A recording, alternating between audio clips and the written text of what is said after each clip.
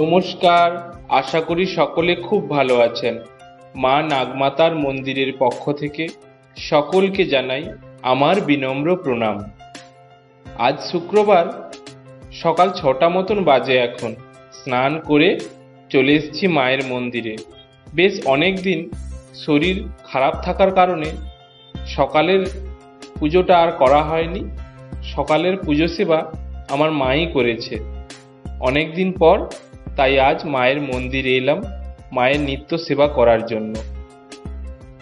এসেই প্রথমে মায়ের আগের দিনের ব্যবহৃত বাসনগুলো এক জায়গায় জড়ো করে রাখলাম ধোয়ার জন্য, এবং আগের দিন পুজো করা হয়েছিল যে সমস্ত ফুল দিয়ে, সেই সমস্ত ফুলগুলোই একে একে তুলে নিচ্ছি। এসছি এখন কিছু ফুল তুলতে। এখন তো আবার হালকা হালকা ঠান্ডা পড়ে যাচ্ছে, তাই গাছেও ফুল হওয়া কমে যাচ্ছে। যদিও কিছু ফুল আছে, তাও আবার ওপরের দিকে। এমনই কম ফুল পাই, না মায়ের গলায় একটা মালা দিতে পারি, না একটু পুজোয় ভালো মতো লাগাতে পারি। তাই মায়ের গলায় এখন আর মালা তৈরি করি না। যতগুলোই ফুল পাই মায়ের সেবাতেই লাগিয়ে দিই।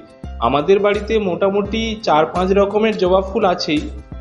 যখন গ্রীষ্মকাল হয় তখন প্রচুর ফুল ফোটে, কিন্তু এই শীতকালটাতে জবা ফুল একদমই ফুটতে চায় না। এখন তো হালকা হালকা শীত পড়ছে, তাই মোটামুটি পাচ্ছি। বেশি শীত পড়লে তো একদমই পাওয়া যাবে না।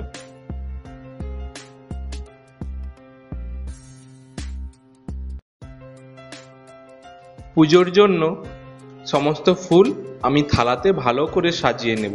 কিছু ফুল বাড়ির গাছ থেকে তোলা হয়েছে, আর কিছু ফুল পাশের বাড়ি থেকে তুলে আনা হয়েছে। আজকে কিছু শিউলি ফুলও পেয়েছি।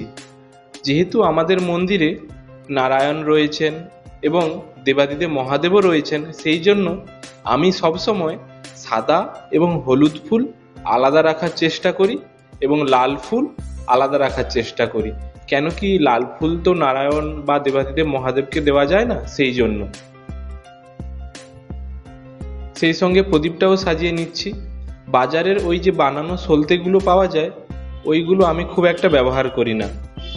বাজার থেকে তুলো কিনে আনা হয়, এবং প্রত্যেক দিন যখনই প্রদীপ সাজানো হয় তখন ওই তুলো দিয়ে সলতে তৈরি করা হয়। এবং আমাদের মন্দিরে কিন্তু আমরা সবসময় ঘিয়ের প্রদীপ জ্বালাই, তেলের প্রদীপ অতটা ব্যবহার করি না। ওই যে 200 গ্রামের ঘিয়ের শিশিগুলো হয়, ওইগুলোই কিনে নিয়ে আসি। প্রায় 15-20 দিন মতো হয়ে যায়। কেন কি, অমাবস্যা পুজো হয়, মায়ের পূর্ণিমা পুজো আছে, এছাড়াও বিশেষ বিশেষ পুজোতে পঞ্চপ্রদীপ ব্যবহার করা হয়, সেই জন্য। এখন একটু চন্দনও বেটে নিচ্ছি। যেহেতু মন্দিরে নারায়ণ রয়েছেন, 2 রকমের চন্দন তো ব্যবহার করতেই হয়, লাল চন্দন আর সাদা চন্দন। 2 ধরনের চন্দনের জন্য 2টো বাটি ব্যবহার করি। লাল চন্দন আমার মায়ের জন্য, আর সাদা চন্দন নারায়ণের জন্য।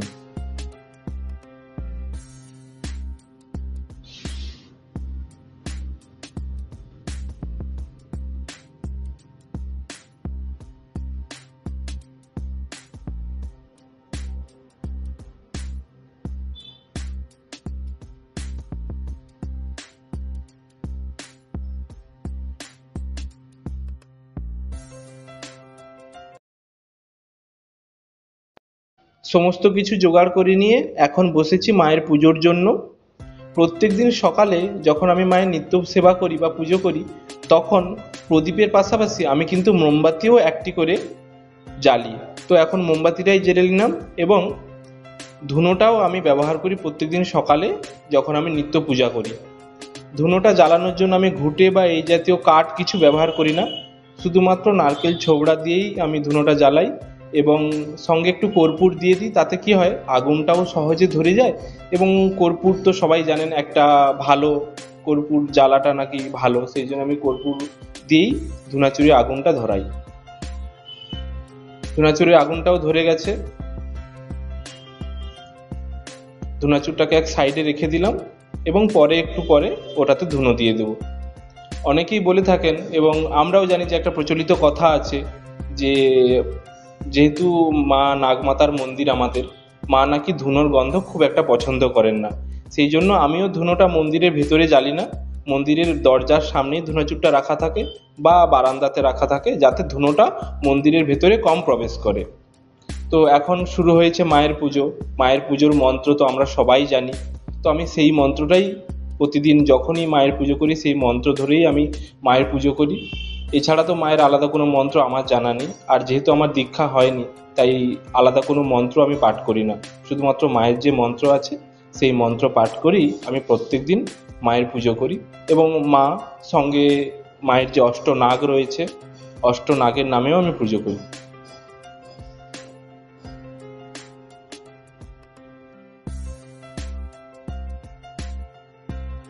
পুজোর শেষে হচ্ছে এখন মায়ের আরতি। আমাদের মন্দিরে সন্ধেবেলা মায়ের যেমন সন্ধেবাতি বা সন্ধে আরতি যেটাই আমরা বলে থাকি সেটাও হয়। আবার সকালেও যখন নিত্য পুজো করা হয়, নিত্য পুজোর শেষে কিন্তু মায়ের একবার আরতি করা হয়। তো আমি এখন মায়ের সকালের আরতিটাই করে নিচ্ছি। আরতির যা যা জিনিস আমার মন্দিরে আছে, প্রদীপ, ধূপ, ফুল, পাখা, চামর, জলশঙ্খ, একে একে সেই সমস্ত জিনিস দিয়ে দেবীর আরতি করা হচ্ছে।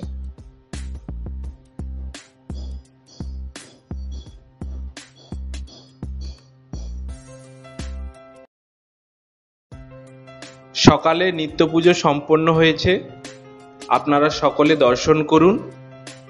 মায়ের কাছে সবাই নিজের প্রার্থনা জানান, নিজের মনস্কামনা জানান। মন দিয়ে মায়ের কাছে প্রার্থনা করলে মা অবশ্যই আপনার প্রার্থনা শুনবে। সবাই ভালো থাকবেন, সবাই সুস্থ থাকবেন। ভিডিওটি কেমন লাগলো তা অবশ্যই কমেন্ট করে জানাবেন। আর যদি ভালো লাগে একটি লাইক করে দেবেন। জয় মা মনসা। মা মনসা সবাইকে ভালো রাখুক।